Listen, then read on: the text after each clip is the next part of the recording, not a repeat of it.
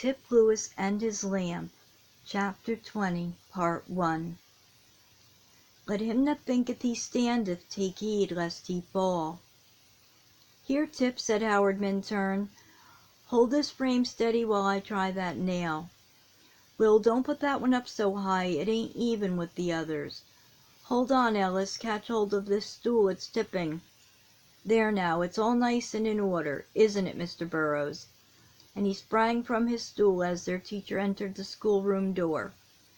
Very likely, answered Mr. Burrows, smiling, only I didn't hear what you said. I said we're ready for examination, room and all. The room is, certainly, and I hope your brains are, Ellis. I'd move that chair a little to the left. It will be in the way of the classes as it stands now. Do you feel brave today, Edward? Yes, sir, answered Tip promptly. Pretty brave. And he did. Besides feeling eager and excited, the long winter term was over. Today and tomorrow were to be the days of examination. The boys had been working hard for it, none harder than had Tip. It was the first examination which had ever come to him in this exciting way. Always before he had been among the few inevitable dunces running away from examination altogether, or else laughing good-naturedly over his own blundering ignorance. But today it was different. He stood there on the stage among the workers, proudly answering his teacher's questions, and looking proudly over at the group of idlers, Bob Turner at their head, who loitered near the windows, wondering that he could ever have been of their number. This was going to be a great day for Tip. It is true he was far behind some others of his age, so far that not a single class of Howard Minturns and Ellis Holbrooks were to be examined that day, the advanced classes being put for the next day, while all of his came that morning. But then Tip knew there was change enough in him to call the attention of everyone present. He felt the change in himself. His mother felt it, when she that morning brushed his hair for him and fastened a clean collar on his jacket. The boys in school felt it. He had taken his place among the workers. The bell rang at last, and the scholars filed in and took their places. There were visitors, even in the early morning. The people liked to attend Mr. Burrows' examinations. Tip's class in reading came first on the list, and never had his eyes been so bright or his face so eager. Tip had learned to read.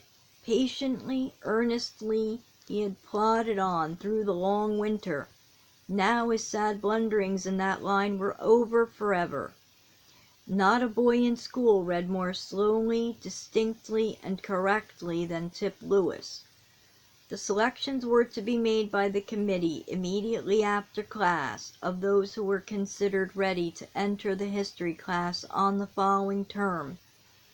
This was the highest reading class in the school, and Tip's eyes fairly danced when Mr. Holbrook, who was chairman of the committee, out of a class of 13, read but two names, Thomas Jones and Edward Lewis. "Hello, Tip," Howard Minturn had said to him at recess. "Let's shake hands. Welcome to history. It's awfully hard and interesting." And Tip did shake hands, and laughed, and looked over at the other clique, the dunces, with a half-patronizing nod to Bob Turner, and wondered how he could have borne it to have been numbered with them that day. Then he felt that he was climbing into the first set, and climbing fast. In spelling, too, he came off conqueror. Spelled down the class, spelled until Mr. Burrows closed his book with the words, "I presume you are tired of this, gentlemen, and as our examinations are confined to the lessons, I think it will hardly pay to go further, for Edward has not missed since the second week in the term." So again, flushed and excited, Tip went to his seat victorious. Only arithmetic now, and he would be through with the working part of the day. It was the last recitation in the morning, and he was so eager and anxious to do well that he began to grow nervous. The class was called at last. They had gone slowly and carefully through long division, and would be ready for fractions next term. The recitation passed off finely. Tip had not studied day and night during the long winter for nothing. He was at the board working an example in long division. It was almost finished. The hand of the clock pointed to 10 minutes of 12. In 10 minutes he would be through, and his name would stand on that honored list among those who had not missed one word or made one mistake during the examination. His hand began to tremble. What was the matter with that example? Oh, what was the matter? The remainder was too large. No, it was too small. No, it was... he didn't know what. Everybody was watching him. He heard a boy laugh softly. He had made a mistake then. Where was it? What was it? Mr. Burrow's voice came to him, calm and kind. Edward, don't get excited. Look at your remainder closely. Take the first figures of divisor and remainder. 9 and 31. How many times? That will help you. Ellis Holbrook stood but a step from the blackboard just behind him. Tip heard his low whisper, 7, and without waiting to think, indeed he was too nervous to think, he caught at the number. 7 times, he said hurriedly. Then he heard bursts of laughter from the boys and dashed down his chalk in an agony of shame and pain, and the clock struck 12. The honor was lost. The boys gathered around him after school was closed.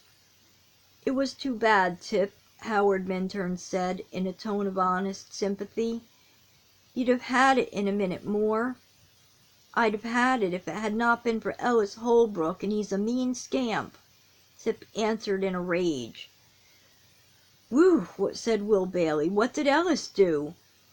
And Ellis turned and proudly confronted the angry boy. "He told me wrong just on purpose, that's what he did, and he knows it." And Tip broke away from them and dashed out of the room. Howard Minturn stood aghast. That Ellis Holbrook, his best friend, and the very pink of honor among the boys, should do so mean a thing, he could not think. And yet it was hard to think that Tip had not told the truth. "What does he mean, Ellis?" he asked at last. "You'll have to ask him if you want to find out," said Ellis haughtily. "He knows better than anybody else what he means, I guess." The boys started homeward presently in a body. Bob Turner and his friends surrounded Tip, and Bob, who never lost a good opportunity for teasing, commenced it at once. "Poor little fellow, missed his lesson, so he did. Don't him cry. Him shall have a penny to buy a multiplication table with." "Hold your tongue," answered Tip, too angry to see how foolish it was to let such words, coming from a boy who didn't know a single line of the multiplication table, provoke him. "Such a pity," began Bob again, "when it had spelled its lesson all so nice, and had its face washed and its hair combed so pretty. Mustn't cry now to spoil its face, poor little fellow." Tip turned to his tormentor, a face perfectly white with rage, and the boys hardly knew his voice. "Bob Turner, if you say another word, I'll knock you down and thrash you within an inch of your life. I will—" "Oh, Tip Lewis, God forgive you for the way in which you in your blind rage have finished that sentence, for the use which you have made of that great name, which above all others you profess to reverence and fear." The awful word once spoken recalled him to himself. He clapped both hands over his face and ran wildly up the hill and then down out of sight. The boys had all heard it. Howard, Ellis, Will Bailey, and a half-dozen others were just behind him. Ellis Holbrook's pride rose high. "There's your wonderful boy," he said, "who is so changed, and has taken it upon himself to preach so many sermons to me. I'm sure I never finished any of my angry speeches with an oath, if I am so far below him."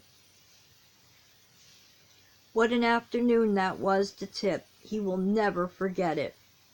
He went no farther than the great tree, which was budding out in spring green.